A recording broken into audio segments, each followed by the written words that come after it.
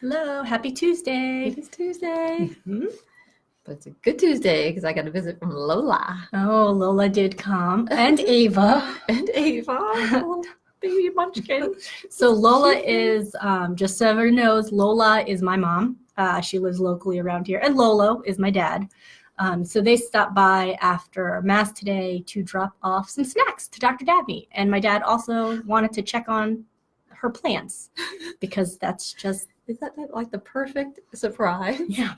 for me? And Ava just running through the office. She's adorable. And that's why we couldn't finish our talk last time No. about anxiety and panic because Joelle was anxious Yes, about picking true. up the kids. I was. So we had to cut it short. So we're going to do that. We're going to continue our talk on panic and anxiety because so that's a good point to point out. If you have an anxiety about something, then it's not a mental disorder. Yeah. So if you know what the reason is, then it's actually a normal reaction. Right? It's a normal reaction that you are anxious about picking up the little munchkins. Yes. But people come in and they have anxiety, they don't know why. Yeah. And that's when it becomes interesting. Or they think they know why, and it might not be the real why. Right, exactly. So that's where we dig in and do our work because that's when it's most exciting. It's like being a detective because you have to find out what it is because it's unconscious. Right? And why is it unconscious? Because It hurts. It hurts, right. There's some pain there. There's something unacceptable. Yeah. Which is painful, that, your brain is smart. Well, most people's brains are smart.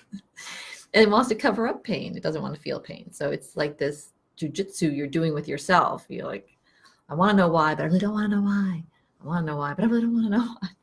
So our job is to get glimpses of that as it comes to the surface and pull it out, help them understand. In a safe place where they know that, yes, it's going to hurt, but it's supposed to. Yeah, and it's brief, and it's not. It never hurts, and it never hurts as much as they imagine or you imagine. Yeah, that it's like a memory from when you were a child and you didn't have the capacity to deal with pain in difficult situations like you do now. So almost always it's painful, but not. Would you say like ripping off a Band-Aid type of painful, yeah, like right. Just getting it out there? It's also not the fantasy or I'm not talking the fantasy, the dramatic spin that Hollywood puts on it. It's some secret, some horrible secret from childhood. It's never that, actually. Well, not never, but it's rarely that. It's usually something as simple as a negative feeling towards somebody that you love, that you feel unacceptable about, or you feel is unacceptable. It's usually something like that, or some feeling or thought you had, or I've talked to patients about they have a fantasy about hurting somebody or maiming somebody, and they feel so guilty about it that they've just been trying to bury it all this time.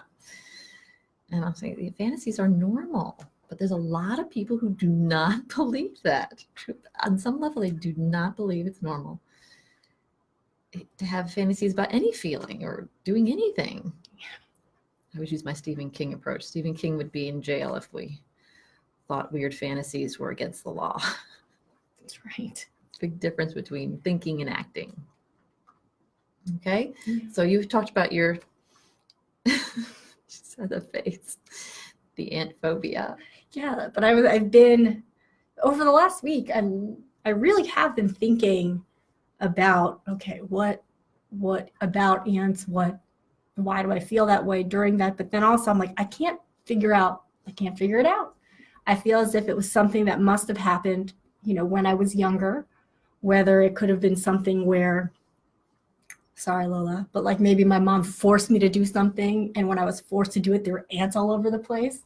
So maybe there was anger towards my mom that now my brain thinks of as ants. Right. I'm not sure. And it's hard to be angry at her because she's so nice and gives you She's nice to you. these things that she makes. No, she's very nice to me too. I'm just kidding. I love her. But it's different. I know. We are different with our children than we are with other people. Yeah. But I think that's funny. But so it could be something like that. So you're on the right track. But I'm just not sure. I'm not sure. But it's typically, it could also be something, remember, symbolism is very abstract. So it could be something along the lines of, because you said they're little crawly things. Yeah. So what does little crawly things mean? I'll just give you an example. Sometimes little crawly things means invasive. So has somebody been invasive? Right, because you get them all over. You can't really see it, but they're in there. Yes. See, but that must be it because you're having that reaction. Yes. And that's what I would do in a session. I would say, okay, Thanks. we're on the right track because I'm having you're eliciting a response from me. Right. So it could be somebody who wasn't necessarily mean or forcing you, but it could have been an invasion. It's probably more of a chronic invasive person. Of my space. Right, in your space, or wanting you to do something that you didn't want to do. So there's a forcing that you weren't listening to your viewpoint on something, forcing their viewpoint on you, or you had that sense that they were, right? Because sometimes it isn't as black and white as they were really doing it. Yeah. Right. And then instead of having the anger at the person being invasive, because that's overwhelming. I got angry at ants. Yeah, angry at ants. All right. I hate ants, not whoever. XYZ. Right. Okay. So that's in general how it goes. Oh, ants. Maybe I'll get over my fear one day if I can figure out who I was mad at.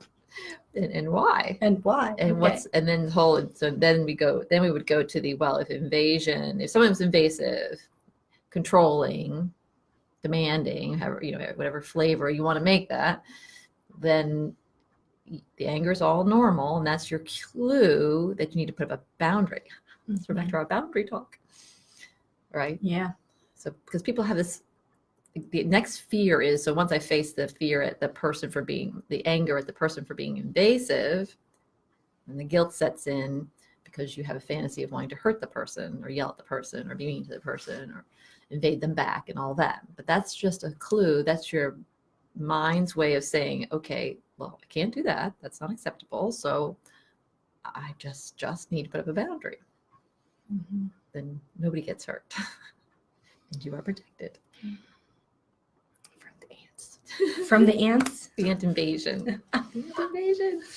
So when it comes to, so that's phobias. And anxiety is really the same. I was about to say, when it comes to anxiety, it's a very similar situation because people don't know how to deal with some type of emotion. So they, the anxiety symptoms come out.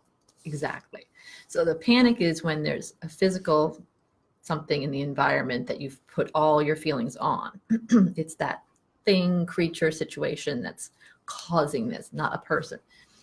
Generalized anxiety is a chronic feeling of anxiety. So there's something not specific bringing that to mind.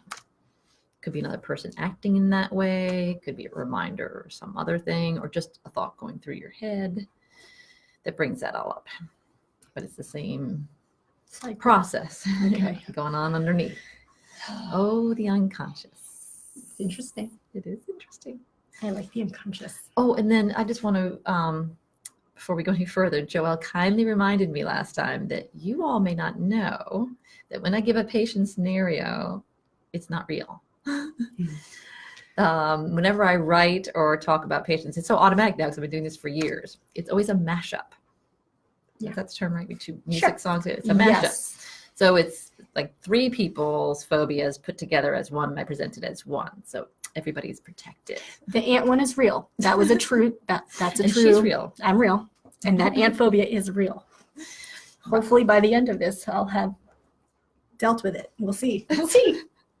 I can see all my Tuesday patients going, I'm not telling her that because she's going on Facebook and tell everybody that about my fear of ants.